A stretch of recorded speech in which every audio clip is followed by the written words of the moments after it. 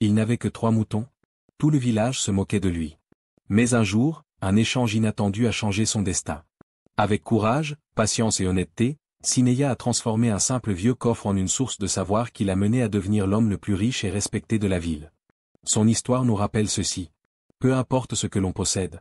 Avec foi en soi-même, le savoir et le cœur pur peuvent changer une vie entière. Une histoire vraie, pleine de leçons et d'émotions. Cela pourrait bien changer ta vie aussi. Le garçon aux 3 moutons. Sinéya marchait pieds nus sur le sentier poussiéreux qui traversait le village de Kénira. Sous le soleil brûlant, ses vêtements de toile grossière collaient à sa peau. Le jeune homme, à peine 20 ans, avançait lentement derrière ses 3 moutons faméliques, les seuls biens qu'il possédait dans ce monde. Le père de Sinéya était mort il y avait 5 ans, emporté par la fièvre. Sa mère, usée par les larmes et les privations, avait suivi peu après. Depuis, Sinéya vivait seul dans une petite masure en terre battue, héritée de ses parents. Chaque matin, il menait ses 3 bêtes paîtres sur les maigres collines autour du village. Il les nourrissait du mieux qu'il pouvait, partageant parfois avec elles le peu de mil qu'il recevait en aumône. Dans le village, on le surnommait « le garçon aux 3 moutons », avec un sourire moqueur. « Regardez-le », soufflait la femme du boulanger en le voyant passer. 3 moutons en tout et pour tout, et il croit qu'il changera sa vie avec ça? Pauvre enfant, disait une autre. Il ferait mieux de les vendre et de partir, il n'a pas d'avenir ici. Sinéya, lui, gardait la tête haute. Il ne répondait jamais aux moqueries. Une petite voix en lui murmurait chaque jour, « Un jour, ta vie changera. Ne désespère pas. » Ce soir-là, alors que le soleil déclinait, Sinéya ramenait ses moutons vers l'enclos quand il croisa un vieil homme qu'il n'avait jamais vu. Drapé dans un manteau noir, une barbe blanche encadrait son visage ridé. Ses yeux brillaient d'une étrange lueur. Le vieillard s'approcha de Sinéya et lui dit d'une voix grave. « Jeune homme, que ferais-tu pour changer ton destin ?» Sinéya, surpris, répondit avec sincérité. « Je donnerais tout ce que je possède, si cela me permettait de devenir un homme meilleur. » Le vieil homme sourit mystérieusement. « Alors écoute bien. Si tu offres ces 3 moutons au destin, une opportunité se présentera. Mais choisis bien comment agir lorsque le moment viendra. La chance ne sourit qu'au cœur courageux et pur. » Sans ajouter un mot, le vieillard s'éloigna dans l'ombre. Sinéya resta là, pensif, la main posée sur la laine rêche de l'un de ses moutons. Son cœur battait fort. Et s'il disait vrai? Le ciel s'obscurcissait. Une étoile filante traversa l'horizon. Sinéya murmura. « Père, mère, montrez-moi le chemin. » L'étranger et la prophétie. Le lendemain matin, le ciel était voilé. Une légère brise soufflait sur le village de Kénira. Sinéya, après avoir nourri ses 3 moutons avec les herbes sèches qu'il avait pu ramasser, s'assit devant sa porte, le regard perdu. Les paroles du vieil homme résonnaient encore dans sa tête. « Si tu offres ces 3 moutons au destin. » Était-ce une ruse? Un songe? Pourtant, jamais il n'avait vu ce vieil homme auparavant, et ses paroles avaient éveillé en lui un étrange sentiment d'espoir et de crainte. Alors qu'il réfléchissait, il entendit des voix animées venant de la place du marché. Il se leva et s'y rendit. Là-bas, un attroupement s'était formé. Au centre, un homme vêtu d'un long manteau vert, accompagné de 2 serviteurs, annonçait d'une voix forte. « Jean de Kénira. J'achète aujourd'hui bétail et biens en échange de choses plus précieuses que l'or. Ceux qui oseront tenter le destin peuvent me rencontrer. Mais sachez, tout échange est irrévocable. » Sinéya se fraya un chemin à travers la foule. L'homme avait le regard perçant. À son bras pendait une petite bourse en cuir usé. Ses mains étaient fines, ornées de bagues anciennes. Le boulanger murmura à son voisin. « C'est un marchand des grandes villes? Peut-être un enchanteur. » Une vieille femme ajouta. « Ne t'approche pas, garçon. Ces gens-là jouent avec les âmes des pauvres. » Mais Sinéya, le cœur battant, sentit qu'un fil invisible le tirait vers cet homme. Il s'avança, tremblant légèrement. « Seigneur, dit-il d'une voix humble. J'ai 3 moutons. Rien d'autre. Que pourrais-je obtenir, contre cela? » Le marchand l'observa longuement, un sourire énigmatique aux lèvres. 3 moutons. Peu pour beaucoup, beaucoup pour peu. Si tu me les échanges, je te donnerai quelque chose que nul ici ne possède. Mais écoute-moi bien, ta décision est lourde de conséquences. Sinéya sentit une chaleur étrange monter en lui. Les paroles du vieil homme résonnèrent à nouveau. Choisis bien. La chance ne sourit qu'au cœur courageux. Le marchand ouvrit alors un coffret qu'il portait à la ceinture, en sortit un objet enveloppé dans un tissu noir, et le montra brièvement à Sinéya, sans le dévoiler entièrement. Voici ce que je t'offrirai. Acceptes-tu? Les villageois, médusés, retenaient leur souffle. Certains chuchotaient. Il est fou. Il va perdre ses moutons pour rien. Mais Sinéya redressa la tête. Une étincelle s'alluma dans ses yeux. Oui, j'accepte. Le marchand sourit et tendit la main. Alors demain, au lever du soleil, apporte-moi tes moutons. L'échange aura lieu à l'écart du village. Là où seuls les cœurs sincères osent aller. Sans attendre de réponse, l'homme tourna les talons et quitta la place du marché. Les murmures reprirent de plus belle. Mais Sinéya, lui, n'entendait plus rien. Une décision venait de naître en lui. Il regarda le ciel, inspira profondément. Demain, ma vie changera peut-être. Mère, père, guidez-moi. La nuit avait été longue et tourmentée. Dans sa petite hutte de terre, allongée sur une natte usée, Sinéya ne parvenait pas à trouver le sommeil. Ses pensées tournaient en boucle. Et si je me faisais berner? Si je perds tout? Ces moutons sont ma seule richesse. Mais quelque chose en lui résistait. Une flamme vacillante lui soufflait que ce choix n'était pas vain. Au premier chant du coq, alors que les premières lueurs de l'aube perçaient l'horizon, Sinéya se leva. Il caressa doucement la tête de ses 3 moutons. Pardonnez-moi. Vous m'avez accompagné dans ma misère. Mais peut-être qu'en vous offrant, je trouverai un autre chemin. Il les attacha avec une corde de fortune et se mit en route, à travers les sentiers rocailleux, en direction de la vieille colline à l'écart du village, le lieu désigné par le mystérieux marchand. Le cœur battant, les mains moites, Sinéya gravit la pente. À son arrivée, il trouva le marchand déjà là, assis sur un rocher, l'air parfaitement serein. Les 2 serviteurs gardaient une lourde besace posée à ses pieds. « Te voilà, garçon, » dit le marchand avec un sourire en coin. « Tu as fait preuve de courage. Très peu auraient osé venir. » Sinéya inclina la tête. « Je suis prêt. Tenez mes moutons. Que le destin fasse le reste. » Le marchand se leva, fit signe à ses hommes qui prirent les moutons et les menèrent à l'écart. Puis, il se pencha sur la besace, en sortit un vieux coffre de bois sombre, usé par le temps, orné de 3 serrures rouillées. Il le tendit à Sinéya. « Voici ton bien. Le contenu de ce coffre peut te mener à la grandeur, ou à la ruine. À toi de découvrir comment l'ouvrir. Souviens-toi, tu as échangé ton passé contre ton avenir. » Sinéya prit le coffre dans ses bras. Il était étonnamment lourd. Le bois semblait chargé d'une énergie étrange. Il observa les 3 serrures rouillées. « Mais, je n'ai pas les clés ?» demanda-t-il, hésitant. Le marchand sourit encore. Le destin ne livre pas ses trésors sans épreuve. Les clés te seront révélées, si tu en es digne. Va, et n'oublie jamais ce jour. Sans un mot de plus, le marchand tourna les talons et disparut dans les broussailles, ses serviteurs sur ses traces. Sinéya resta seul sur la colline, le coffre dans les bras. Le vent soufflait, portant avec lui les voix des esprits anciens. Que ai-je fait? 3 moutons pour ça. Il redescendit lentement vers le village. Quand il arriva au seuil de sa masure, les curieux l'attendaient déjà. Sinéya. Où sont tes moutons? Regardez-le. Il revient avec un vieux coffre. Les rires fusèrent. Même sa tante, Zora, sortit de chez elle en le toisant. Petit sot. Tu as échangé ta seule richesse contre une boîte pourrie. Tu n'auras plus rien à manger demain. Quelle honte pour notre famille. Les larmes montèrent aux yeux de Sinéya, mais il les retint. Vous rirez moins quand je découvrirai ce que le destin me réserve, murmura-t-il. Ignorant les moqueries, il rentra chez lui et déposa le coffre sous son lit. Cette nuit-là, alors que le sommeil tardait à venir, une vision étrange lui apparut en songe. 3 clés scintillaient, cachées quelque part dans les rues et les ruelles de la ville. Le lendemain, une nouvelle quête allait commencer. Le retour humiliant. Le lendemain matin, Sinéya ouvrit les yeux, le cœur encore troublé par les images de son rêve. Les 3 clés? Il les avait vues clairement, une dorée, une d'argent, et une de fer noirci. Mais où pouvait-elle bien être? La petite maison était silencieuse. Sur le sol, le vieux coffre semblait l'attendre, immobile sous son lit. Sinéya s'agenouilla devant lui et murmura. Si ce rêve était un signe, alors je dois le suivre. Même si je suis seul. En sortant de chez lui, Sinéya croisa encore des regards moqueurs. Le voilà, l'idiot du village. 3 moutons pour un coffre vide. Peut-être que ce coffre contient de l'air pour qu'il respire mieux, ah. Mais Sinéya serrait les poings. Chaque mot moqueur renforçait sa détermination. Il se rendit d'abord au vieux puits du marché, là où il avait souvent vu des marchands cacher des objets. Il fouilla tout autour, en vain. Rien. Il poursuivit sa recherche dans les ruelles étroites, dans les échoppes abandonnées, sous les pierres des anciens remparts. Mais partout, ses mains revenaient vides. Quand le soleil fut au zénith, il s'assit, accablé, sur un muret, le visage ruisselant de sueur. Soudain, une main ridée se posa sur son épaule. « Mon garçon, que cherches-tu avec tant d'ardeur ?» C'était une vieille mendiante que tout le monde ignorait, Aïcha, qu'on disait un peu folle. Mais ses yeux étaient vifs et perçants. « Des clés ? 3 clés qui ouvriront mon destin, répondit-il avec sincérité. Aïcha le fixa longuement, puis sourit mystérieusement. « Suis-moi, parfois, ce que l'on cherche se cache là où les regards ne se posent jamais. » Elle le mena dans une petite ruelle sombre, derrière l'ancien caravansérail abandonné. Là, au milieu des décombres, elle souleva une dalle brisée et lui tendit une première clé en fer noirci.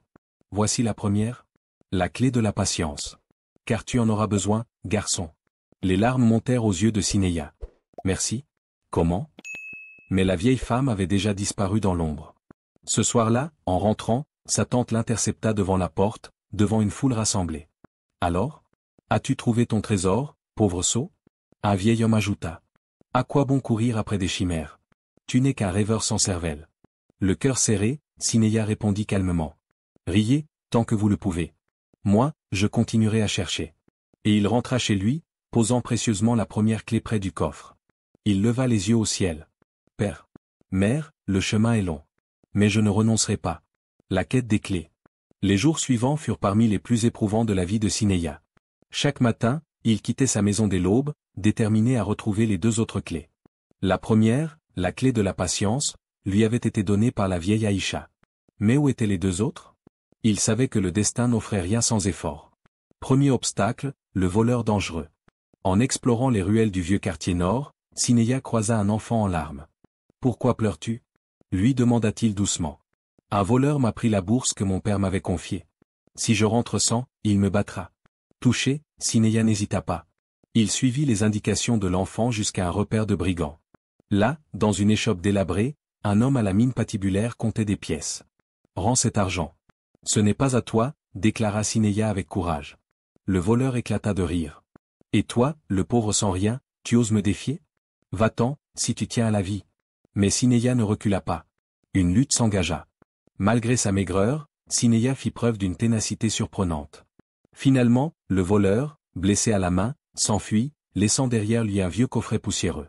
Sinéya le ramassa, et à l'intérieur, une clé d'argent. Il la serra contre son cœur. « Voici la clé du courage, » murmura-t-il. Deuxième obstacle, le marchand cupide. Quelques jours plus tard, Sinéya entendit parler d'un riche marchand du port, connu pour sa cupidité. On disait qu'il possédait de nombreux objets anciens, dont certaines clés mystérieuses. Sinéya se présenta à lui. « Seigneur marchand, je n'ai ni or ni argent. Mais je viens vous demander, une clé oubliée. » Le marchand éclata de rire. « Un mendiant qui vient quémander chez moi? Et pourquoi t'offrirais-je quoi que ce soit? Parce que je n'ai que ma sincérité à vous offrir. Je vous aiderai, sans rien attendre. Si je le mérite, alors vous me donnerez la clé, répondit Sinéya. Le marchand, amusé par tant d'audace, accepta. Pendant 3 jours, Sinéya travailla sans relâche dans les entrepôts du port, il déchargea les cargaisons, nettoya les réserves, aida les serviteurs. Toujours avec humilité et zèle. Le dernier soir, impressionné par son courage et sa loyauté, le marchand lui remit un petit coffret en bois. « Voici ta récompense. Va maintenant. » Sinéya l'ouvrit dans sa masure, et découvrit la clé dorée. Voici la clé de l'honneur et de la persévérance. Le soir même, sous le clair de lune, il posa les 3 clés devant le coffre. Son cœur battait à tout rompre. Père. Mère. Le moment approche. J'ai tenu ma promesse. Mais avant d'ouvrir, Sinéya savait qu'il lui fallait encore préparer son esprit. Car un trésor sans sagesse pouvait devenir un fardeau. Le secret du coffre. Le soir était tombé sur le village de Kénira. Dans la petite masure, éclairée par une lampe à huile vacillante, Sinéya se tenait assis devant le vieux coffre. Devant lui, les 3 clés reposaient sur un tissu propre qu'il avait soigneusement étendu. La clé de fer noirci, la patience. La clé d'argent, le courage. La clé dorée, l'honneur et la persévérance. Son cœur battait à tout rompre. Il posa ses mains sur le coffre. Le bois semblait vibrer sous ses doigts, comme s'il était vivant. Il ferma les yeux un instant, puis murmura. « Père. Mère. Si je suis digne, que ce coffre me révèle son secret. » Doucement, avec des gestes calmes, il inséra la première clé dans la serrure de fer. Un déclic sourd se fit entendre. Puis la seconde, la clé d'argent. Un second déclic, plus aigu. Enfin, la clé dorée. Le dernier déclic résonna comme un battement de cœur. Le couvercle du coffre s'entr'ouvrit lentement, dans un grincement ancien. Pendant quelques secondes, Sinéya n'osa pas regarder à l'intérieur. Puis, le souffle court, il souleva le couvercle. À l'intérieur, pas de pièces d'or. Pas de joyaux scintillants. Mais 3 objets reposaient sur un tissu de soie rouge fané. Un vieux médaillon en or, gravé de symboles anciens. 2. Un parchemin roulé, scellé par une cire brisée. 3. Un carnet de cuir usé, aux pages jaunies.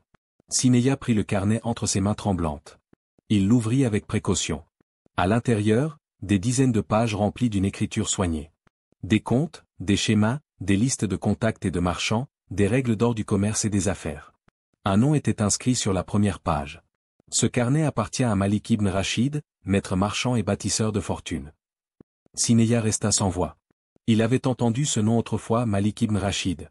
Un légendaire marchand disparu depuis des décennies, dont la sagesse et les méthodes avaient fait la richesse des plus grands négociants des villes. Il déplia ensuite le parchemin, il contenait un texte ancien, une sorte de serment. Que celui qui découvre ses écrits fasse preuve d'honnêteté, de patience et de cœur pur. Que sa fortune serve le bien et non la vanité.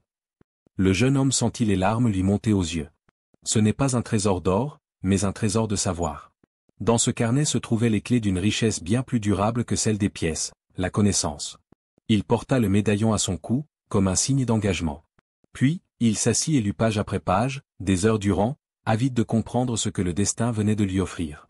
Quand l'aube se leva, Sinéya était transformé. Une nouvelle voie venait de s'ouvrir devant lui. Le premier succès. Les jours suivants, Sinéya ne quitta presque plus sa petite maison. Chaque matin, il relisait le carnet de Malik ibn Rachid, recopiant soigneusement les pages, apprenant par cœur les leçons, les stratégies, les conseils. Dans toute affaire, le respect de la parole donnée est plus précieux que l'or. La patience fait fructifier le moindre grain. Celui qui comprend la valeur des autres s'élève plus vite que celui qui ne voit que la sienne. Ces phrases résonnaient en lui comme des révélations. Mais comment commencer? Il n'avait ni argent, ni marchandises. Seulement son savoir nouveau, et une réputation de pauvre garçon au coffre vide. Un matin, Sinéya prit son courage à deux mains. Il se rendit chez le tisserand du village, un homme sévère qui vendait ses étoffes au marché. « Maître tisserand, dit-il humblement, je n'ai pas d'argent. Mais je peux vous aider à vendre vos tissus en ville. Si je réussis, vous me donnerez une part. Si j'échoue, je vous devrai du travail. » Le vieil homme le regarda avec méfiance. « Toi, le garçon aux 3 moutons? Penses-tu qu'on t'écoutera ?» Mais Sinéya soutint son regard avec force. « Je n'ai que ma parole, et je ne trahirai jamais votre confiance. » Intrigué, le tisserand accepta. Ainsi, armé de quelques ballots de soierie, Sinéya partit vers la grande ville voisine. Tout le long du chemin, il relisait les conseils de son carnet. Arrivé sur place, il observa les marchés. Il écouta les marchands, les clients. Il comprit leurs besoins, leurs goûts. Il n'osa pas vendre le premier jour, préférant apprendre. Le deuxième jour, il s'installa timidement avec ses tissus. Des soieries de Kénira, fines et solides. Approchées. D'abord, les passants l'ignoraient. Mais grâce à sa sincérité, sa manière de parler, son respect envers les clients, il attira l'attention. Une dame noble acheta un premier rouleau. Puis un marchand de caravane en prit plusieurs. Peu à peu, les ventes augmentèrent. En 3 jours, Sinéya vendit toute sa marchandise, obtenant un bénéfice bien supérieur à ce qu'il avait espéré. Le cœur battant de fierté, il retourna chez le tisserand. « Voici votre argent. Et voici ma part, comme promis. » Le vieil homme, stupéfait, le regarda longuement. « Toi, tu n'es pas un simple garçon.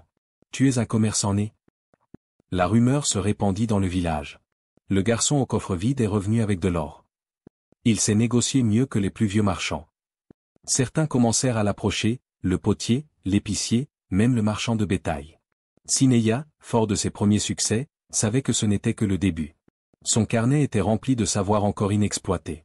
Il leva les yeux vers le ciel, le cœur rempli de gratitude. « Père, mère, votre fils commence à tracer sa voie. » La jalousie des puissants. Le temps passa. En quelques mois, Sinéya gagna en renommée. Il voyageait désormais régulièrement vers la grande ville, rapportant des marchandises rares qu'il revendait dans les villages alentours. Les tisserands, potiers, marchands de fruits, tous voulaient désormais travailler avec lui. Le jeune homme que l'on méprisait autrefois était devenu un négociant respecté. Mais cette ascension fulgurante attisa bientôt la jalousie des puissants du village. Parmi eux, un certain Haj Salem, le plus riche marchand de Kénira, homme dur et arrogant. Depuis des années, Haj Salem dominait le commerce local, imposant ses prix et étouffant ses concurrents. Voyant Sinéya réussir là où lui-même usait de force et de ruse, il grinçait des dents. « Ce garçon, qui ose marcher sur mes terres », grognait-il à ses complices. « Il faut lui rappeler sa place. » Un soir, alors que Sinéya revenait d'un voyage, 2 hommes de main l'attendaient au détour d'une ruelle. « Et, le petit malin, on dirait que tu te crois devenu grand. Mais ici, c'est Haj Salem qui commande. » Ils tentèrent de l'intimider, de le forcer à jurer qu'il ne ferait plus affaire dans le village. Mais Sinéya, le regard calme, répondit. « Je ne crains pas vos menaces. Mon savoir, ma parole, et la justice sont mes armes. Je continuerai à commercer honnêtement. Rien ni personne ne m'en empêchera. Les hommes, décontenancés par tant de courage, le laissèrent partir. Le lendemain, Haj Salem tenta une autre ruse. Il fit courir le bruit que Sineya vendait des marchandises de mauvaise qualité, qu'il trompait ses clients. Mais ceux qui avaient fait affaire avec Sineya témoignèrent en sa faveur. Il est le plus honnête de tous. Jamais il n'a menti ni volé. Peu à peu, les calomnies tombèrent à plat. Pendant ce temps, une jeune femme noble du village, Leila, entendit parler de Sineya. Fille d'un ancien érudit, elle admirait les hommes de cœur plus que les puissants corrompus. Un jour, elle vint le trouver au marché. « Jeune marchand, on parle de toi avec respect. Mais aussi de ceux qui te jalousent. N'aie crainte. Les gens de bien savent reconnaître la vérité. » Sineya, troublée par sa beauté et sa sagesse, la remercia humblement. « Merci, dame Leila. Ce soutien me touche plus que je ne saurais le dire. » Ce jour-là, Sineya comprit qu'au-delà de l'or et des affaires, il avait gagné ce qu'il y a de plus précieux, la confiance et le respect des cœurs sincères. Il regarda le ciel et murmura. « Père, mère, je suivrai ce chemin, sans faillir. » Le plus riche de la ville. Les années passèrent. Sineya, toujours humble et travailleur, gravit patiemment les échelons du commerce. Ce n'était plus seulement dans son village de Kénira qu'on parlait de lui. Dans les villes voisines, dans les caravanes du désert, son nom était sur toutes les lèvres. Le jeune marchand au cœur pur. Celui qui bâtit sa fortune avec sa parole. Grâce aux enseignements du carnet de Malik ibn Rachid, il diversifia ses affaires. Épices, soieries, bijoux, chevaux de qualité. À chaque transaction, Sineya respectait la même règle d'or. Ne jamais trahir la confiance. Le palais d'Haj Salem, autrefois le plus imposant, était désormais éclipsé par les entrepôts et les caravanes de Sineya. Même les puissants marchands de la grande ville cherchaient à traiter avec lui. Haj Salem, rongé par la haine, tenta une dernière fois de le piéger en soudoyant des bandits pour voler une cargaison de Sineya. Mais grâce à ses nombreux alliés car il traitait bien ses serviteurs et amis, le complot fut déjoué. Haj Salem perdit alors tout pouvoir et quitta le village dans la honte. Le jour où Sineya inaugura son propre palais de commerce, le village tout entier fut invité. Un immense banquet fut dressé sur la place. Riches et pauvres, jeunes et anciens vinrent en foule. Au centre de la grande salle, posé sur un piédestal orné de soie, trônait le vieux coffre vide. Les curieux chuchotaient. C'est le coffre pour lequel il avait échangé ses 3 moutons. Et regardez ce qu'il est devenu. Quand Sineya entra, vêtu simplement mais avec noblesse, un silence respectueux s'installa. Il s'avança, le regard brillant, et déclara d'une voix claire. « Frères et sœurs, vous vous souvenez du garçon aux 3 moutons? Celui que l'on raillait ?» Un murmure parcourut la foule. « Aujourd'hui, je vous dis ceci, dans ce monde, il ne faut jamais mépriser les petites choses, car parfois, 3 moutons, du courage, et un cœur sincère suffisent à changer un destin. » Les applaudissements éclatèrent. Certains villageois pleuraient d'émotion. Même sa tante Zora, qui l'avait humilié autrefois, baissa les yeux avec honte. Leila, présente elle aussi, souriait avec fierté. Ainsi, Sineya devint non seulement le plus riche, mais aussi le plus respecté de la ville. Et dans son cœur, il savait que la véritable richesse ne se mesurait pas à l'or, mais au chemin parcouru et à la force du cœur. Une leçon pour le monde. Les saisons passèrent encore. Le nom de Sineya était désormais connu bien au-delà de Kénira. On venait de toutes les villes et même de contrées lointaines pour apprendre de lui. Mais Sineya, malgré sa fortune, n'oublia jamais d'où il venait. Chaque mois, il ouvrait les portes de son palais pour accueillir les pauvres, les orphelins, les jeunes sans avenir. Il leur offrait nourriture, vêtements, mais surtout des leçons. Car le véritable héritage qu'il avait reçu n'était pas l'or, mais le savoir transmis par le carnet de Malik ibn Rachid. Un jour, lors d'un grand rassemblement au village, Sineya fut invité à parler devant tous, anciens, jeunes, riches et pauvres. Il se leva, vêtu simplement, le vieux médaillon d'or toujours au cou. À ses côtés, sur un piédestal, était posé le coffre désormais célèbre. Il regarda l'assemblée et dit « Mes frères, mes sœurs, il y a des années, je n'avais rien. Seulement 3 moutons et un cœur rempli d'espoir. On se moquait de moi. On me disait que je ne serais jamais rien. » Il marqua un silence. Le vent léger soulevait la poussière de la place. Tous écoutaient, émus. Mais j'ai compris une chose, la richesse véritable ne vient pas de ce que l'on possède, mais de ce que l'on apprend, de ce que l'on construit avec courage, honnêteté et persévérance. Il posa la main sur le coffre. Ce coffre était vide de trésors, mais plein d'enseignements.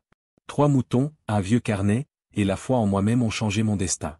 Souvenez-vous-en, chaque petite chose, chaque petit geste, chaque savoir peut devenir une force qui changera votre vie. Ce jour-là, des larmes coulèrent sur bien des visages. Les anciens qui l'avaient autrefois méprisé vinrent lui demander pardon. Les jeunes prirent exemple sur lui. Et les paroles de Sinéya traversèrent les générations.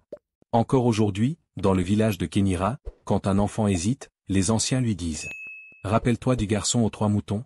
Sinéya, qui n'a jamais renoncé. Et quelque part, dans un coin du palais, le vieux coffre repose encore. Symbole éternel qu'avec du courage et un cœur sincère, même le plus humble peut devenir grand. Merci d'avoir écouté cette histoire. Si elle a touché quelque chose en vous, si elle a réveillé un souvenir, une émotion, ou simplement un peu d'espoir, abonnez-vous. Pas seulement pour une vidéo de plus, mais pour continuer ensemble ce voyage à travers des récits oubliés, des vérités humaines, et des silences qui parlent plus fort que les mots. Votre écoute donne vie à ces histoires. Merci d'en faire partie.